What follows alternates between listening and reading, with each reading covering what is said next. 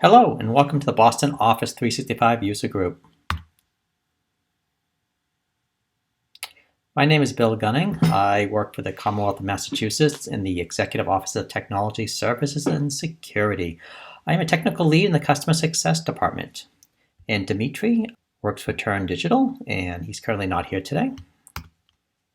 Last month, we posted a video on querying Power BI REST APIs within a Power BI dataset presented by John Kursky. This is a great presentation. Typically in your organization, you have a premium capacitor and you monitor your license that way.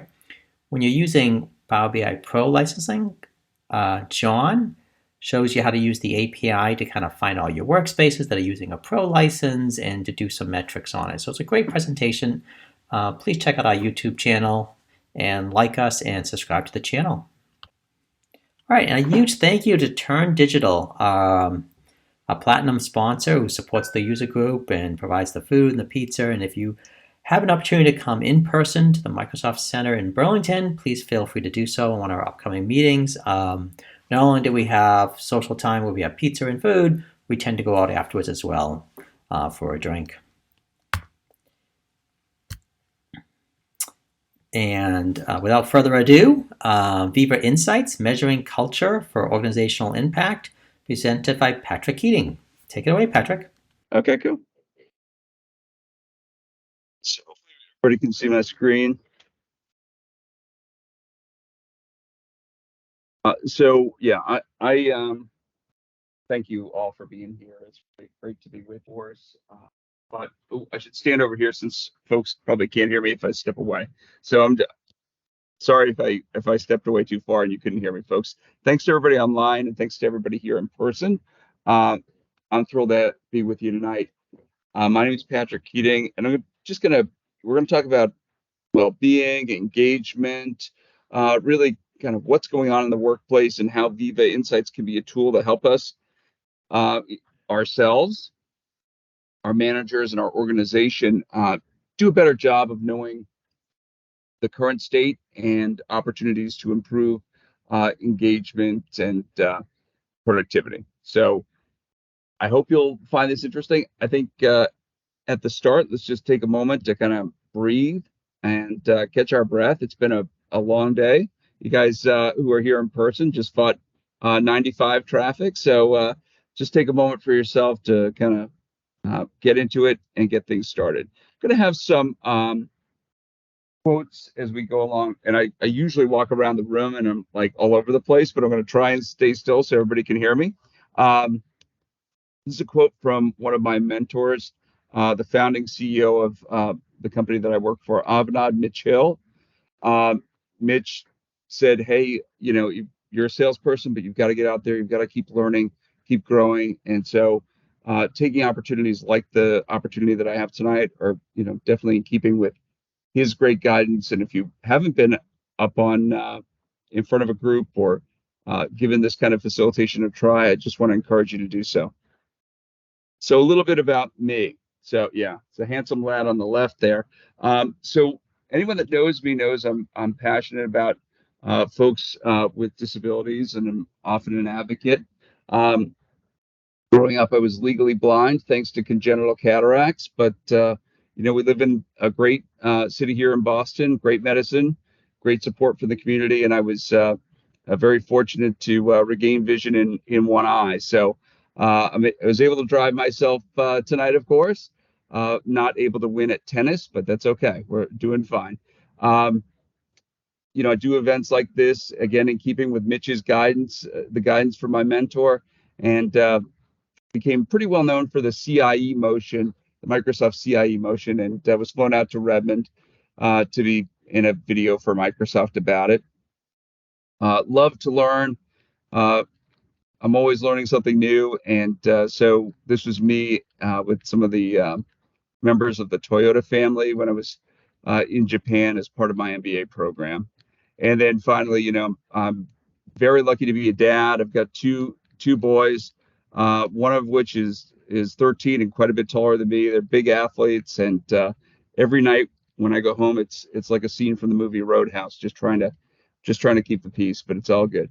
So if you've got that reference, maybe you have an idea of just how old I am. Anyway, an overview of the talk tonight. And I don't think this is going to be in any way a technical conversation. This is really, I'm not a technical resource. I'm a salesperson, but I think it's going to really speak to where we are right now and our changing roles relative to our organizations, the clients that we serve. It's really an important moment to take a pause, look at where we are, and why using tools like this are exactly something we need to be aware of and take the opportunity to do. So we'll talk about why us and why now. Talk about the business value. I mean, after all, engagement, culture, these kinds of things. Isn't this just the soft stuff? Isn't this just kind of the fluff? And we'll see. There's evidence from MIT and others that there's a strong correlation to engagement and and strong business value. So we'll talk through that. We'll look at Viva Insights and some of what you can see and what you get from a individual, manager, and organizational level. But when we talk about a technology like this, I think we'd be doing ourselves a disservice if we weren't talking about the administrator roles a little bit about some of the safety that's been put into place. So really, some of the trust around the offering and make sure folks feel as comfortable as they can. And then I'm going to demo a little bit of the user experience, show a little bit of the reporting, and then a little bit of the admin as well. So that's kind of what we're going to cover. Probably not going to take too long, but I appreciate you sticking with me. I promise it'll be better than a Celtics game. Okay. Another great quote. Tom is a AI expert that I follow, and he said, let's focus on replacing time-based cultures with cultures based on performance, underpinned by intelligence. Let's create modes of work that are more engaging and ultimately more rewarding, the employee and the enterprise. I think that's ultimately the work that you all do, right? That we do together. So just another quote that I think we can reflect on. So why now? I think this is about as weird a moment as we've ever seen, right? 3 years ago, we were just getting started with a very strange journey in terms of the pandemic. Everybody's moving out of in office, hybrid, or completely remote. So just having come out of that, I think folks are getting pushed back a bit because there's a bit of tension about going back, at least full time. There's a sense of we don't know what's going on with our employees. We don't know where folks are, and with all the changes to work styles that have come over the past few years, folks don't necessarily feel like they have the time now to even make that commute and set up those boundaries. We need some tools and some measures to kind of figure that out. The economy is very uncertain, and so from 1 minute to the next, we might be hearing headlines about massive layoffs and then the lowest possible unemployment. So we need to be worried about our organizational resilience as well as our ability to make sure that we have good employee engagement and we're not risking burnout, right? We don't want to risk attrition at a moment where the employment market is so tight. And then, just in case that wasn't enough excitement, Microsoft announced Copilot. Everybody's using ChatGPT. This is all happening in the past few months. So the very nature of our work is about to change, right? And our role in that work is about to change. So really measuring engagement, understanding how folks are working today, we may be at the last moment to do that measure and get that baseline before a significant amount of that work is being done by AI. So it's a very important moment, and I think we have a very important role to play. Why us? Well, if you're here, you probably are involved day to day with Microsoft 365. And you look at the numbers, and I am going to try to, I need a leash on myself here. I'm going to keep doing that. if you look at the numbers, it's the dominant player in the market relative to workplace productivity. And so there's really no other platform that comes close and no other better place to be to do the kind of work that we want to do around improving productivity and engagement. So we've been working on this for, I've been working on Microsoft 365 since the BPause days. Do we have anybody that's been doing this since BPause or uh, BPause was the previous name for 365. So it was Business Productivity Online Suite. And so I was trying to sell migrations to BPause even as folks knew 365 was coming. That was tough. That was tough. So I've been around this for a long time, but I could definitely see where the market was going, and that's why I got in early. So we're in the right place, and I think all of us here are practitioners in some form or another, either consultants or internal to our organization, and our jobs focus around 365 at least somewhat. Is that correct? Anyone for whom that's not the case? No. So we have a great expertise that's in the highest possible demand and the best possible surface area for making a difference. This slide I found, I'm staying over here, holding on. This slide I found particularly interesting because when we think about the headlines and the conversations around Slack and Teams, they're talked about as very similar in terms of, or at least in my experience, they're talked about as very similar in terms of uh, marketing, market size, and how folks use them.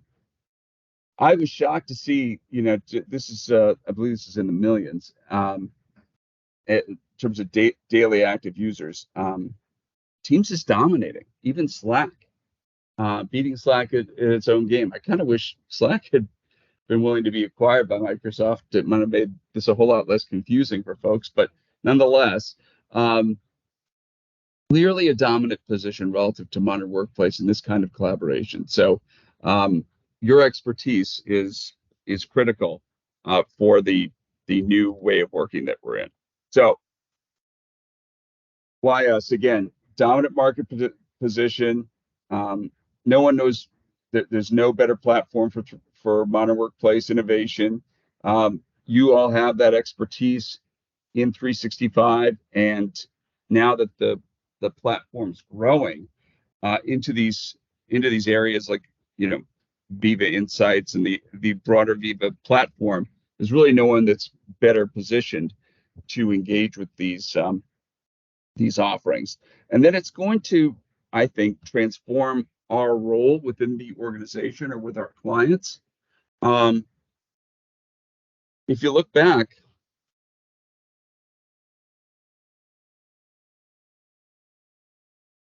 if Microsoft 365 is a country, right about now it'd be the size of the United States. Okay, the amount of users that are on it. So getting folks there, the work's largely done. And so I think everybody in this room and everybody that's probably hearing me right now has to think about, the migrations that have been a big part of how I've paid my mortgage over the years. That work's gone, largely gone. And so we need to think about how we're going to change and the offerings that we're going to be be working on within the platform. And I think Viva Insights is a great way to do that. This is something everyone's talking about. The other thing that everybody's talking about is Copilot and the generative AI possibilities to come. But I think that conversation makes this conversation all the more important. So Satya said, this new generation of AI will remove the drudgery of work and unleash creativity. There's an enormous opportunity for AI-powered tools to help alleviate digital debt, build AI aptitude, and empower employees. And I think he's quite right about that. That said, there's a lot of anxiety as we make this shift, and we need to know where our employees are relative to engagement as we make it.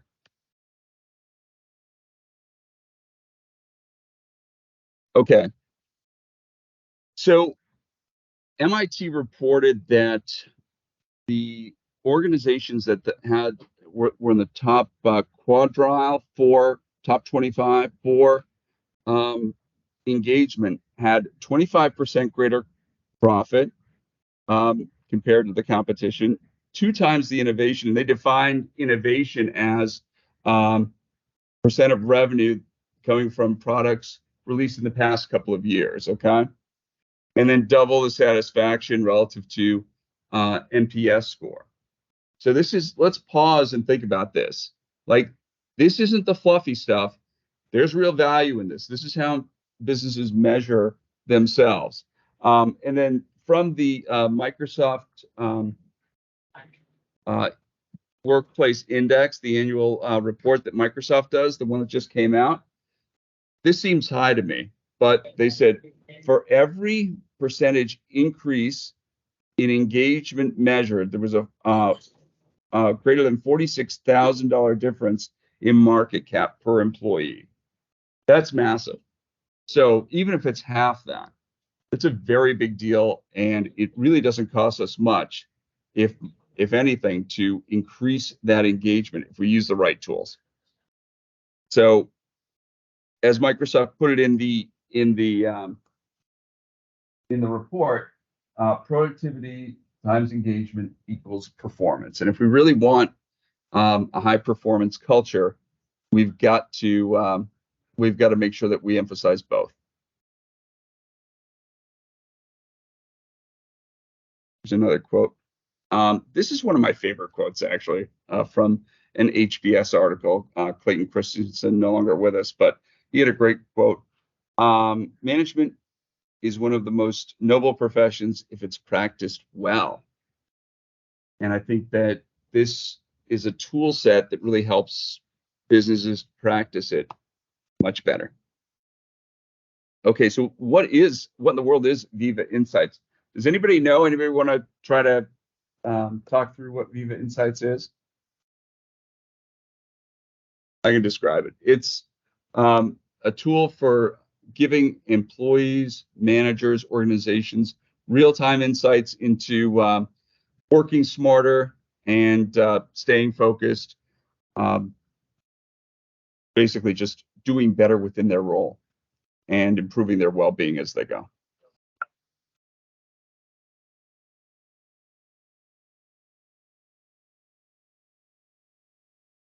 There is. There is. Yeah, I'm going to show it to you in the demo. Absolutely. And in fact, in the next slides, I'll actually show you pictures. So have you worked with Viva Insights within Teams or within the web page?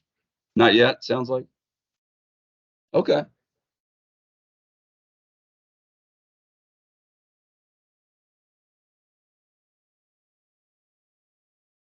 Yes.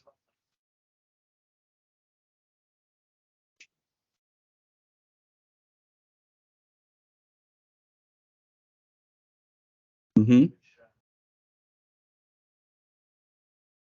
Yeah, this is kind of early, right? Some of the messaging. So we were just hearing that some of the messaging from the AI from Viva Insights kind of misses the mark in terms of content and tone. Is that what you're saying?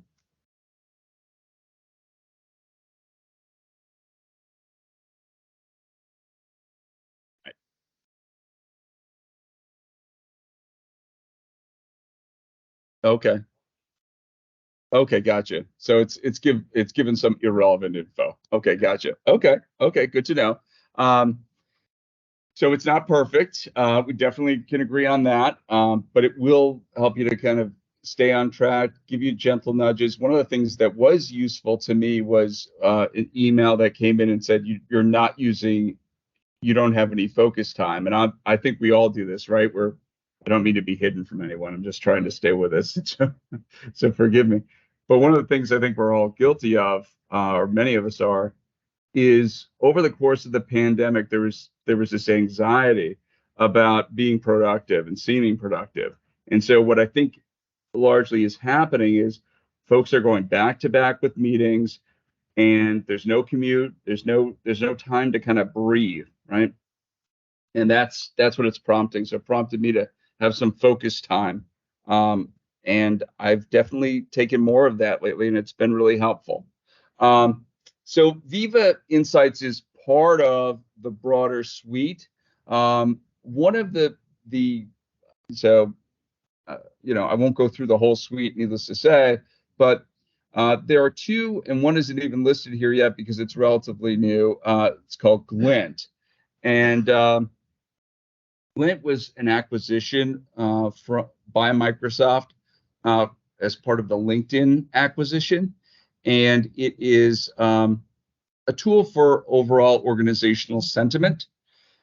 That's being rolled into the platform, and then Pulse is another similar platform that gives us a sense of what's going on with individual teams in terms of their sentiment relative to work streams, certain activities. So those two, I think, are really, if we want a clear sense of culture and how the organization's doing, engagement and well-being, all three of those are really going to be important to leverage together in due course. I want to call that out because I think this Viva Insights is super important, especially from an engagement perspective, but it's not the entire picture. And now we have a platform that really, I think, gives you much more of that 360 view. Moving on. So, as I was saying, from an employee perspective, and I'll show this in the demo, it really helps you to stay focused, prioritize well-being, take breaks within the day, and avoid burnout. That's really, really important right now.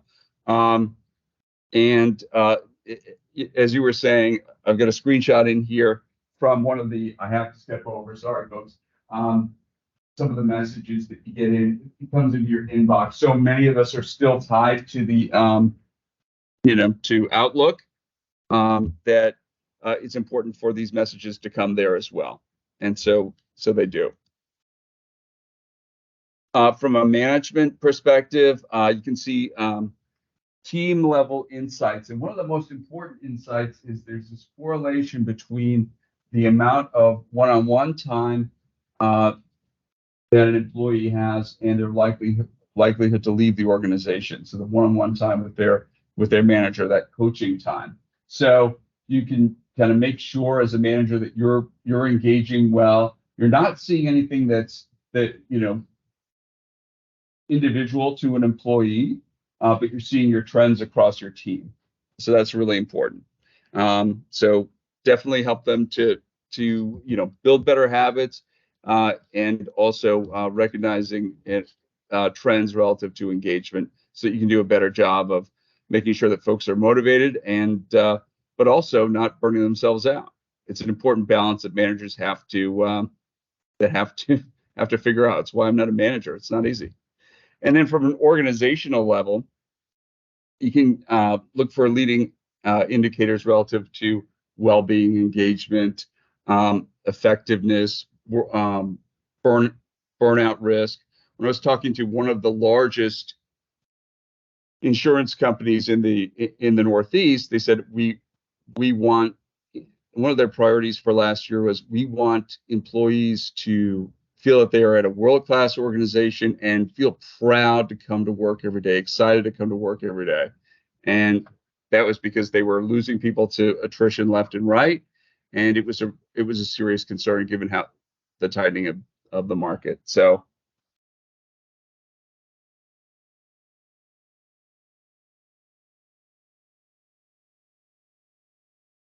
that's a great question. So what do we think? Let's open up the discussion a little bit. What do we think contributes to burnout?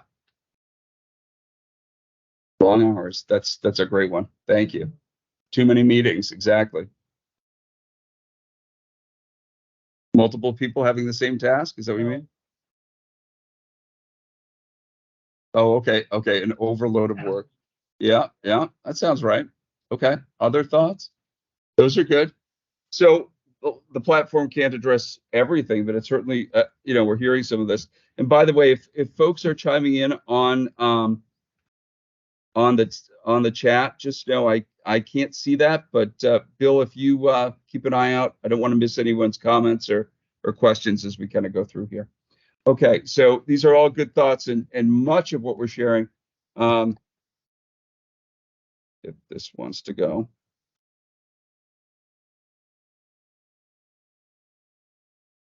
Okay, great. Thank you. That's great. Much of that is addressed, and I think we'll see that soon. Okay, so if we're going to use this platform that has, a bit of, surveillance kind of built into it, right? I mean, this is right. I mean, that's sort of the first thing that I think of. I'm a little, I'm a skeptic. I'm a fan of Microsoft. I've been selling Microsoft solutions for a long time, but that doesn't mean that I'm not skeptical and that I don't ask hard questions, because I think that's important. You're not serving the client or your organization well if you're not. And so some of the themes that I read, your data is secure, it's GDPR compliant. There's no evaluation. This is not part of the data that's collected is not part of your evaluation as an employee. And, it's stored like all of your other data in Exchange. So it's subject to the same protections and security that you would have in Exchange. So there's more.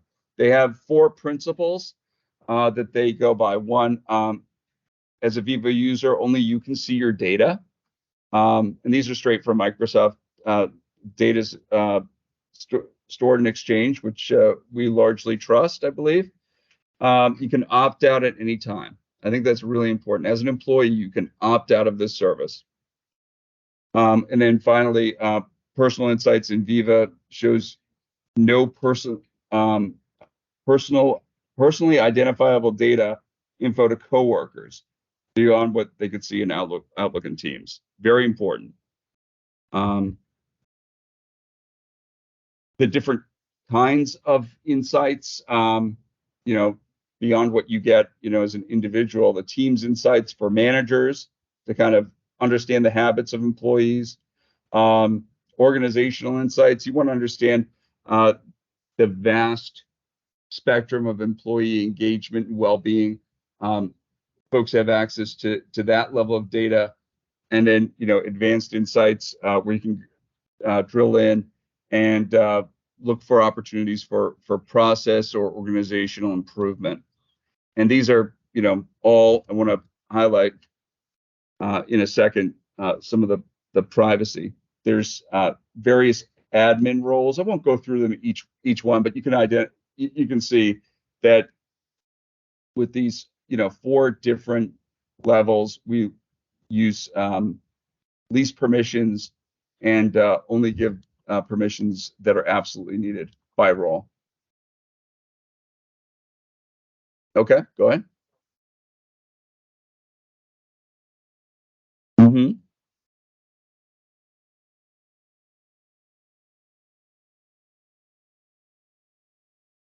No, I don't, but I'm sure I probably should.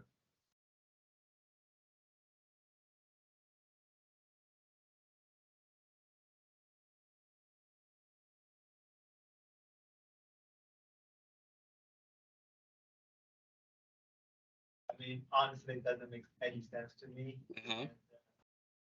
What I'm concerned is that, say, an organization like Insights, will like the employee or the owner determine let Microsoft delete the data every 3 months, only selectively delete obsolete data, just to save you some space and save the organization some concerns. So, what I think was raised is, and tell me if I'm saying this correctly,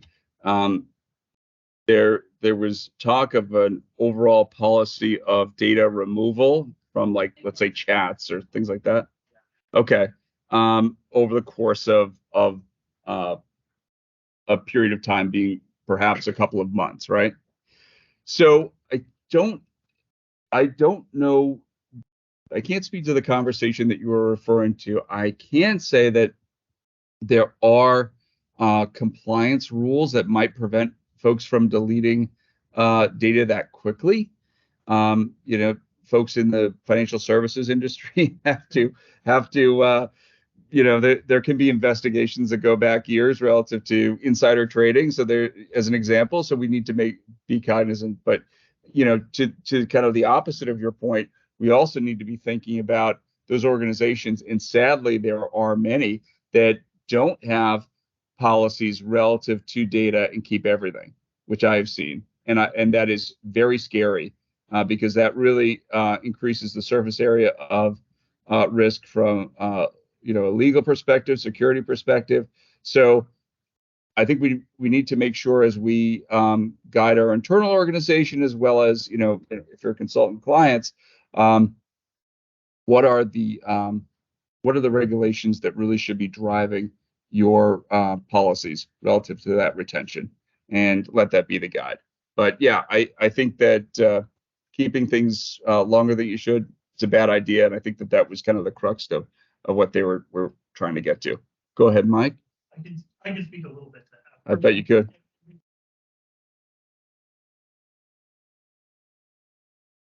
Lots of different retention policies that can be set on numerous different layers. And you can have your retention policies, at least in Exchange, set up for either archive or delete. Mm-hmm. And you can actually have both. So you can have it archive it. So in my tenant, for example, we archive anything that's older than a year. And then after 7 years, it gets deleted. Yeah. So years 2 through 7 are in the archive. In the archive, that makes sense. As far as your podcast is concerned, and people talking about loop, loop itself brings up some very, very specific compliance concerns because it has the ability to change the data that was emailed to somebody at a previous date. So if you email a loop to somebody, the loop content within inside the loop remains fresh and changes. So from a compliance standpoint, it's very difficult to see what that email said at the time that it was sent. And that's why the compliance industry has kind of got their hair on fire about loop. It doesn't fit into some of the buckets that they had previously created. Right. So they're having to recreate that. So that's why people are flipping out that. That said, also standard Microsoft caveat, I'm pretty sure Loop is still in preview. So from a compliance standpoint, the answer is don't use it. So right. Being honest with you, I honestly, like, I'm a Windows insider. Like, to me, public preview is almost like 99% equal to like generally available. Yeah. So yeah, and I understand where you're coming from, and I honestly God think that Microsoft is now using that distinction purely from an insurance liability standpoint, and probably from a compliance standpoint. I think that all sounds reasonable. Other thoughts, questions? Thanks, Mike. Right.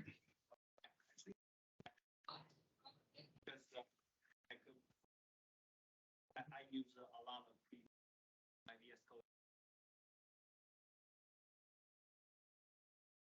that I'm pretty always like the edge.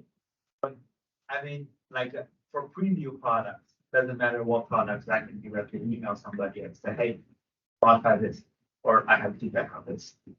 It's not like I think preview gets the most support, even though they have separate teams for the preview products. Yeah. So when something's in preview and you're filing in that feedback, yeah, you're more likely than not speaking with the devs. Right. On that product. Whereas when something goes into general availability, a new layer is put in between there that is help desk and support. Yeah. That's exactly the reason I love Yeah. Oh, yeah. Well, I'm not saying preview's bad. Oh, no. That's not at all what I was trying to say. No, preview's great. In small batches, I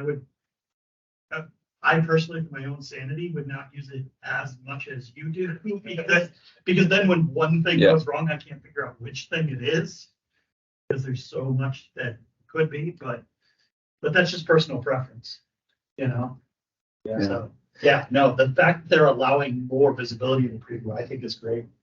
So I'm going to summarize and just say that there's a great in-person discussion around, if you couldn't hear it, around preview and the benefits. And, if you like preview, if you ever get to be part of a TAP program, that's like a preview on steroids, right? It's a little earlier on, and that's a lot of fun because you're working with an early client for the platform, and they get to help work through the bugs, as it were, with the product group. It's one of my favorite things to get to do.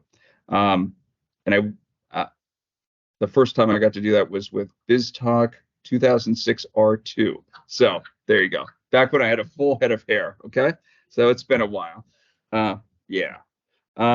Okay. So and then there was one last item I did want to mention, that there's this concept of deferential privacy, which Microsoft refers to again and again as we look at this, and it just means that the data is anonymized, and again, they don't, you can't as another party see the individual data relative to a person, and they make sure with slight changes to the data to make sure that it's not identifiable. So there you go. Okay, now we're going to move into a little bit of demo, and then a little bit of pizza. But so let's make this switch. Let's see if the sales guy can make a switch here. Hang tight, gang. And scotch. I did not bring scotch tonight, but that is not a bad idea for those that like to do it. Hang on. All right. So now, okay. Sure, my company would love that I'm exposing. Okay, great. Okay, stop sharing, and then I'll share again. And then I'm going to share.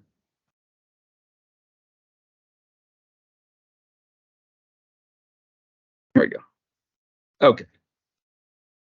Something like well-organized environment. Okay. So first and foremost, what's the Viva Insights experience like? Let's take a look at that. From a user perspective, right? When I say the Viva Insights experience, that's a different experience for folks at the C-suite, at the organizational level, for managers, but for most folks, for at the employee level, this is some of the things that you'll see. So you haven't seen this before, right? You've only seen the emails. Okay, who has seen this before and is working with? Okay, yeah, Mike, I'm not shocked that you have seen this before. You've seen it as well, sir. Okay, good. And Caitlin's seen it too. Okay, great. So no surprise. This is all about engagement. And what I would say about the platform is it certainly helps you to engage with parties within your organization. Let's say like sending praise as an example. You can do this within the platform, and I'll show you how you can. I wouldn't myself necessarily do this, but I might. So let's see. And there's a reason why I wouldn't, but it's not because I think it's a bad thing. So let's say Christine. Christine's awesome. We'll put this in a chat. We'll say, great job, the user group. I know her favorite color is this lime green. And then let's just preview it, make sure it looks good. It does. And then we're going to send that to Christine. Now, I wouldn't use this because my company, sorry guys, allergies a little rough. We have this platform called Work Human. So when I praise folks, I can also send along like some points that have a value towards prizes. I think I've done that hundreds of times in the year and a half I've been at Avanade. I think I do it more than anybody in the country. That's my goal, is to do it more than anyone. And you know, I try absolutely. I want to be the most grateful and appreciative colleague that I can, and so that's why I do it. So if I didn't have that, pardon me, that platform, I would absolutely use something like this. But if I can give them something for free too, I want to do that. So please.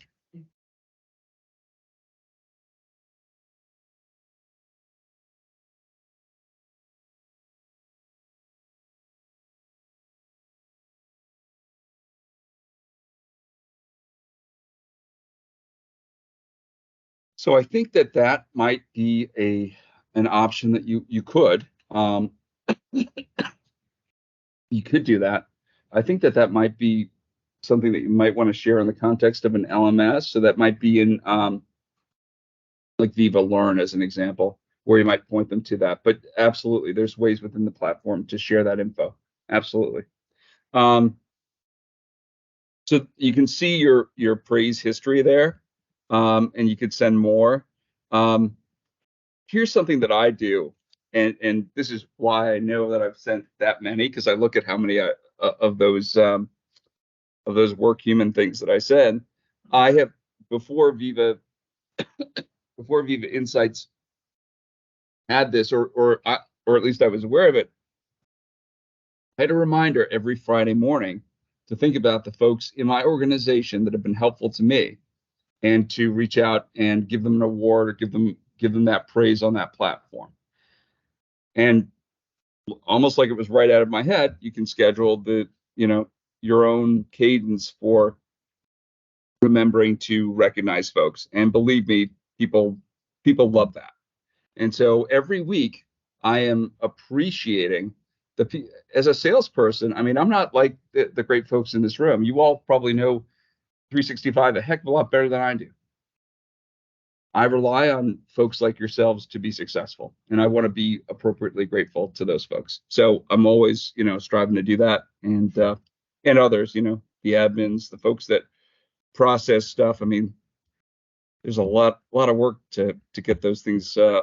Yeah, please. Yeah, sure. Please. What we've seen done a lot of my clients is policy of when they would send the praise, they would select that. I've never actually done it from this portal, but can you click on that Teams channel option? I can, but let's do this. Let's type in a name. Let's do Andrew. Let's say. Yep. Let's do Chris. All right, she's getting a lot of praise. Let's go to Teams. So this is, yes, that is. And why is that important, Mike? What I think this is a good point, right? For the visibility, I think it's not only great to see Christine to receive the praise, but also for her team members to see the praise, because it motivates them to have something which is awesome. And yeah, also it's just great. It's awesome.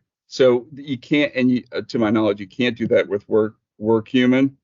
So that would be a reason to do that. Great point. Awesome. Thank you for that, Mike. Yeah. All right. Any other thoughts? I don't want to miss it. And anything coming in from online? Okay, no chatting. Okay, that's great. Please.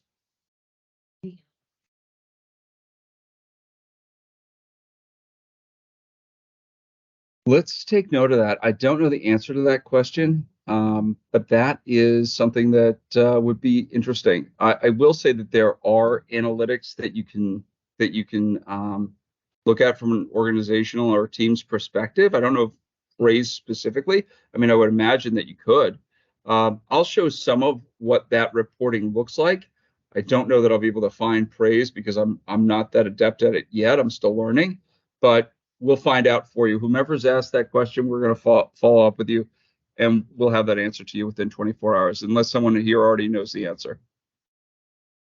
We will find out that answer. That's a great question. So I'm going to share something a little sad. Are we ready? Virtual commute reminder. When the pandemic hit and my son's hockey season got canceled, I was in a funk. Okay. I mean, was anybody else a little depressed? I mean, I don't enjoy anything more than seeing my kids play sports, and they play pretty well. They're like really big and really strong, and they call me little guy, but that's another matter. It's true. So anyway, so then that all went away, and and my office closed, and the kids are home, and I mean, it's a whole thing. And so I would go have my own virtual commute where I'd go to Dunkin' Donuts, grab my coffee and my thing, and I would sit in front of the hockey rink that is about 2 minutes from my house, and I would just sit there by myself and listen to music and just have a moment, say, okay, I'm going to be back at that building. This thing's going to be over. And that was my virtual commute. And I felt a little better, reminding myself that better days were coming, and we're back. We're really back. We're going to Finland and Sweden this summer with my older son. He's going to be competing in an international tournament, so that'll be a blast. And hopefully I'll behave myself and won't cause an international incident. Okay, so this is let's take a look here. Virtual commute. So hopefully your virtual commute won't be as depressing as mine sounded, but this is when you can just give yourself that time in between work and your home before or after, needless to say. And so we really do. I think we've lost a lot of that transition time with the amount of folks that are working from home, a significant amount of time. And so we actually have to be really intentional about this. Nowadays, my virtual commute is unplugging. I mean, I do go into the office about 2 days a week, but it's unplugging and just walking the dogs. So I've given up on the Dunkin' Donuts, sadly. But now I'm walking. We have two pugs, Larry and Gus, and spending time with them really gets my mind right and ready for a great day. So it may not be a virtual commute where I'm listening to, they have options within this for, for music or other, meditation. It's all built into the platform, but you can certainly do that. Now, this protect time. I've seen some of the best folks in our industry do this for a long time. And I'm thinking of someone that, Christabel Sheridan. Do we all know Christabel? She works here at Microsoft. Was VTSD of the year nationally when that was a thing, basically like the best partner technical sales resource in North America. Okay.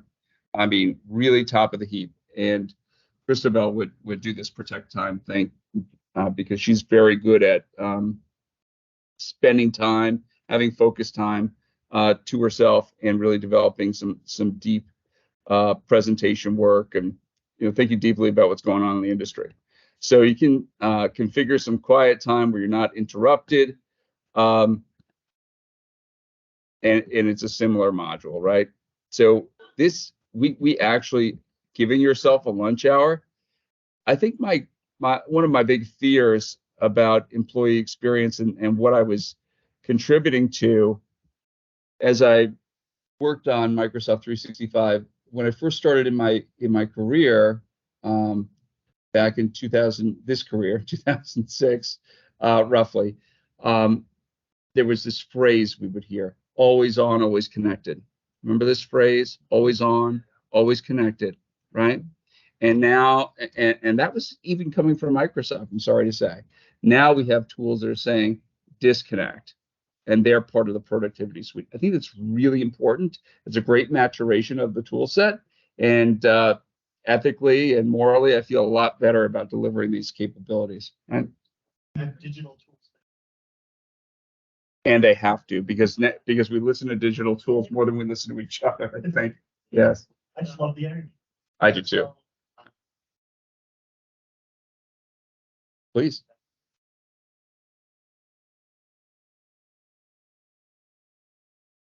Oh, okay.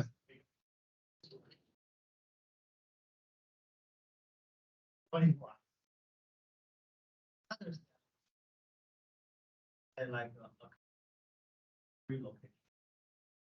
Like let's say like the first one is Austin. It's actually one technically can be limited. The third one should, let's say, Guangzhou. Yes. So that will this virtual community helpful like to help people who work, say the Guangzhou team can, when they get off work, they can call the Budapest team and say, hey, here's the status, continue. I think that's, you know, that those transition points should be built in. I would think with recurring meetings, and then after that, there should be hopefully a time to transition out. Those folks that work, you know, different parts of the country, part of the world that service often North America or Europe or where else, you know, they're doing some tough later shifts, right? And so their transition time can be even more important.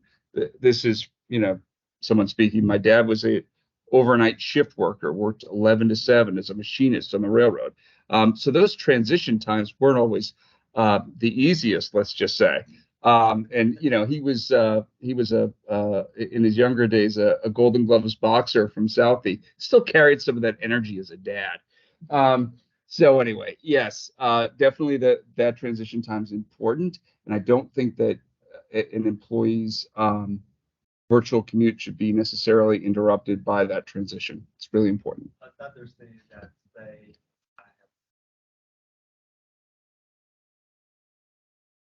Right. Yeah, I think that when you're doing that kind of travel, and I haven't done a ton of it myself, but when you're doing that kind of travel, if you're intentional about setting up a schedule to give yourself those breaks, it's going to be really important, especially as you're adjusting to different time zones. And I've, you know, traveled to Japan and South Korea. I was not good at the time zone difference. So if I didn't give myself a little bit of a break, I don't know that I would have been particularly useful to any employer. So I think it's really important. It's a great point. Thank you. There's also time for reflection. I won't go into this in too much more depth because the modules are pretty similar. There is some guidance around shortening meetings. I do want to mention this, and I'm going to move on. Nope, staying close.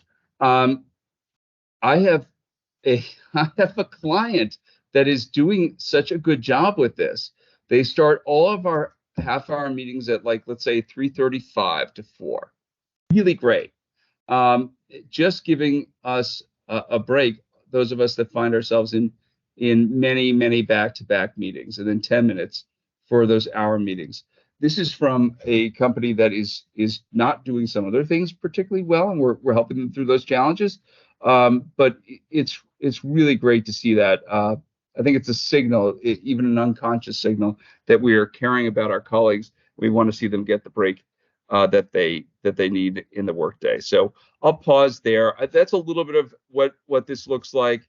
I'll just take a quick look at the reporting and the admin, and then we're going to conclude, and then open up the discussion even more. So this is from a page that anybody can go to. And by the way, the presentation, I'm not going to send it to you as a PDF. Oh, I'm going to zoom. Oh, I'm zooming. I'm zooming. Don't you, dude? My eyesight? Are you kidding me? We're going to zoom, but I do want to just put this in this context for the moment. I don't like in work we have to sort of just send things as PDFs. If anyone wants the presentation's yours. You can take anything from it that you want, and it'll include links to things like this, so you won't have to go look for them. It's already there. So yeah, let's take a look. This is a page that you could play around with these reports yourself. Okay, so this is some of the reporting that comes out of Viva Insights relative to collaboration. I wish I knew about the praise piece. That would be interesting. I would like to be able to. I bet that's something that we'll be able to find out too. So collaboration. So let's take a look at this. Well, So I sent you an email. so we're seeing an increase in collaboration sometimes when there's an issue across the organization. They would send something. The internet at my for us to house say, might hey, be faster than Microsoft's here. That's They'll not say, good hey, news, can you look Microsoft. at all the So you can transactions kind of Mr. Ross track did within this trends in particular terms of day? collaboration hours, So I just wanted to come in and pull how it. You folks probably are need to working go together. into Perhaps there's a vigilance is sense that probably folks are best way working to together too go much, to. and there isn't, So this particular enough nurse, the individual reference I sent to you, accomplishment. see the name of the nurse. This all It's a can just V2 kind of nurse. marry up to And then, so all organizational you trends need of to what we do want to is, see I out of think there was a employees. particular baby. Um, I'm not sure if the baby survived. There was some issue. some So of they the had to other terminate that nurse. So, but they reported that to the board of nursing, and the board of nursing reports, wanted to see around because coaching the and harassers one-on-one is time, how involved. important that So is they want to relative see to all the attrition. transactions We want to that they need, but they see need it. an increase, or we want I've to not just know been able where to get at to least it. that Like this baseline is Yes, now, medications, all the and medications you pull from see that increasing, because that has a direct impact on attrition. And these are all Power BI reports, most of them based on templates. If you wanted to get fancier, you wanted to go deeper, you'd have an analyst do that with you. And then just changing in terms of how folks are, the number of folks that employees are collaborating with. They're collaborating with more. Small group conversations, just tracking how folks are working together and what that looks like. And then external collaboration. I think that's actually a more important metric than what I had read the literature indicate. And the reason why is, if we're leveraging tools like Teams to accelerate collaboration, that's a good thing. Why? Does anyone know why that might be a good idea? I'll just suggest, if you're collaborating with an external party, it often feels like 1998, because it's attachment city, right? But if you can have an external party as part of a Teams, with appropriate controls and security, you can bring that up and accelerate collaboration. I mean, it feels, when I'm trying to get deals done and working with external legal, it absolutely feels painfully slow. So that can really speed up your productivity if you're able to collaborate externally, as an example. And by the way, that's a big win for a lot of organizations that I talk to. And just a few more metrics to give you a sense of what what the reporting looks like, and some of what you can share. But I think, right out of the box, these templates exist. And what I also like, much like Secure Score, which you're not a fan? It's all right. What I like about Secure Score is that it gives you actionable insights in terms of what you can do to improve your score, right? And so similarly, there's actionable insights. I don't like just giving folks information and saying, hey, isn't that nifty? I mean, this is why these measures are important, and what we can do to make the most of the information that we get. I like that. And then a little bit of a glossary to give you context. So I think that the templates and I was having trouble getting out of this at home. See if I can. Better. I find that reporting example very useful. And again, anyone can get to it and start playing around with it and get a sense of what that's like. Okay. There we go. I'm so organized, I can't find anything. Okay. So just a little bit of the management of the application and some of the controls that you can get right out of the box here. And so it's pretty easy. I think that the controls are fairly rudimentary. They're going to get a lot more advanced over time. But for now, this is what they look like. And I don't have a whole lot more to say. I'm sort of let's just see. Is there anything else that I wanted to say here? Not really. Okay, I think that's kind of it. So I'll just, oh yeah, privacy and protection. There's some details there. I actually really like this. Just so that you can share with your leadership, relative guidance relative to the security and insights. You can set the, how to set it up. There's some great activity reports, usage. You can kind of take a look at usage. I'll just take a quick peek.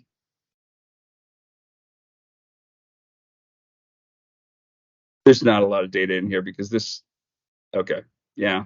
I mean, there's not 20 active users. Okay. I would love to see Raise in here. I don't see it though. Okay.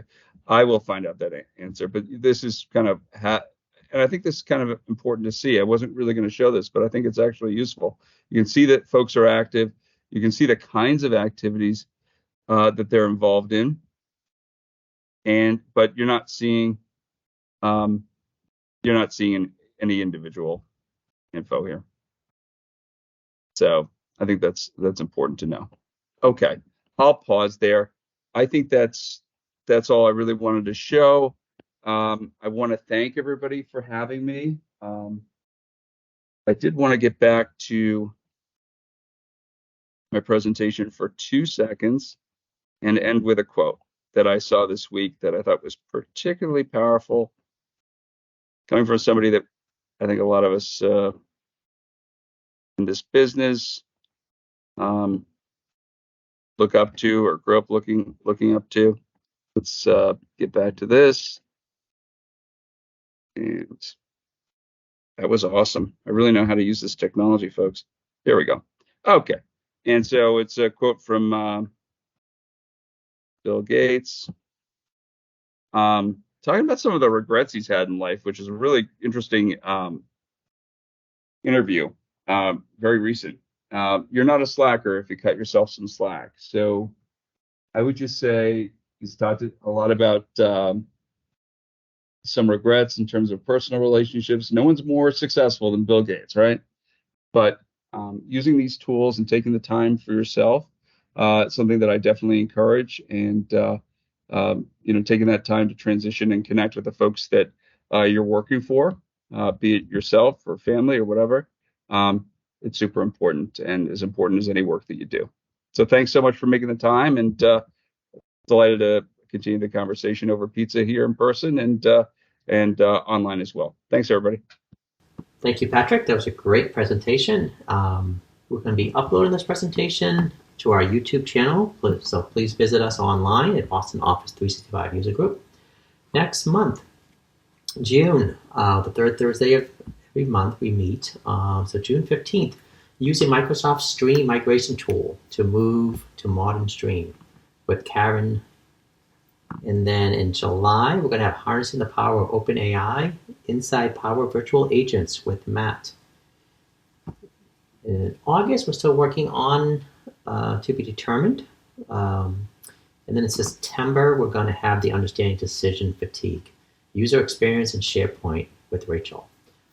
You can also register online to attend any of these events, either in person or online. Please visit us at boston365usergroup.com. We have a call out for speakers, so if you have a topic or something you want to present, please feel free to contact us. If you also have any ideas, we'll work with you and then help you with any sessions you may have.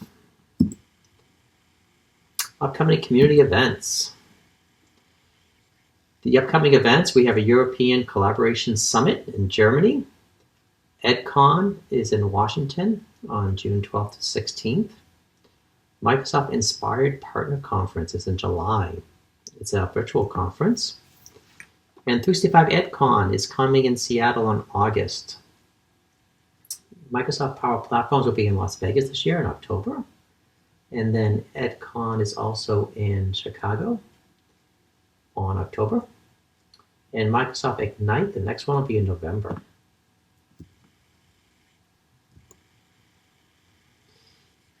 Community events. So Microsoft has, the PNP GitHub IO site. This is a site we really recommend to go to look at those monthly Microsoft meetings.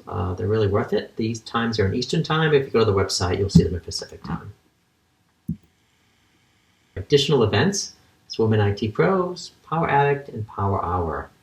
There's also Microsoft 365 Champion community calls as well.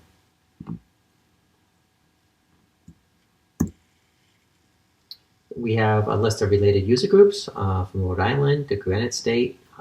There's 2 Azure groups in the Boston area. There's the Boston Azure group and the North of Boston Azure group. There's also a Power Apps and Power Automate user group in the area.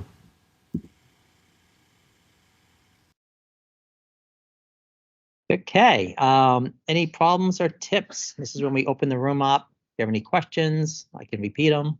Anything we can help you with? Arthur, back in the back. Why do my people always have junk mail? Okay, so they notify me, I go in, change the. Just gonna walk around. No more being hacked. Okay. Go into Outlook, we can no longer receive messages in the inbox. Go to the portal directly, bypass the local Outlook, no messages get received. Go into Outlook, we can send email out, but can no longer receive email. I contact Microsoft 2 days ago, and the support technician says, that's too bad. Sorry about that. And I'm still waiting for a reply back. We are researching the problem.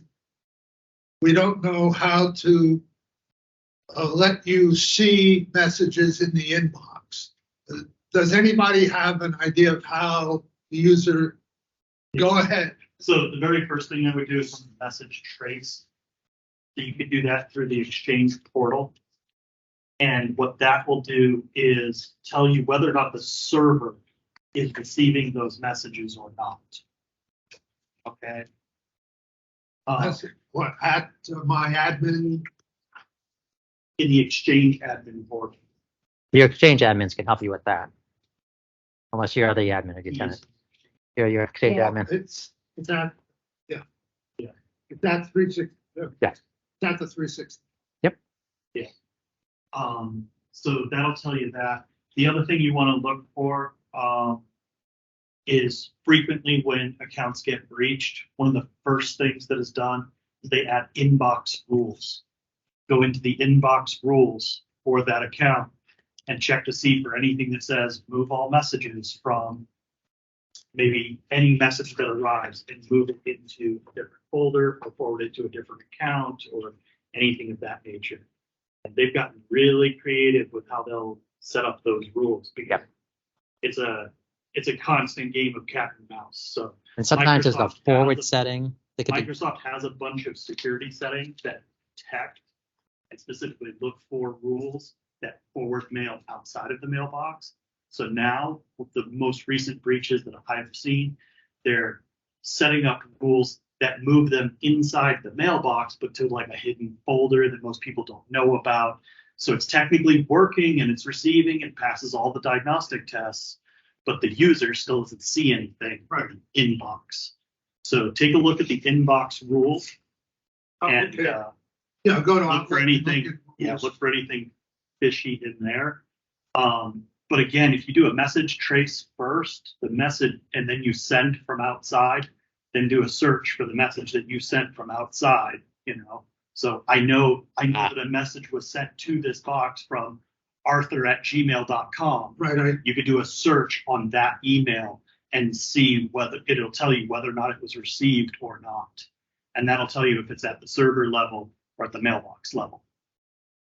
Okay, I sent the message there and I never got a bounce back.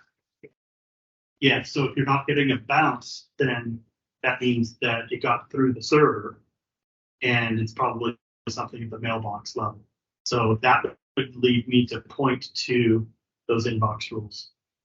Okay, good. I can go back. Yeah. It's also possible, it's super rare now. This used to be super common, but it's also possible that the mailbox just got corrupted or something like that. And you could do a compact command on the mailbox. I don't think they have an interface for that, but you can open a ticket and just tell Microsoft, please run a compact on this mailbox. And I was surprised the technician didn't offer some help. Yeah.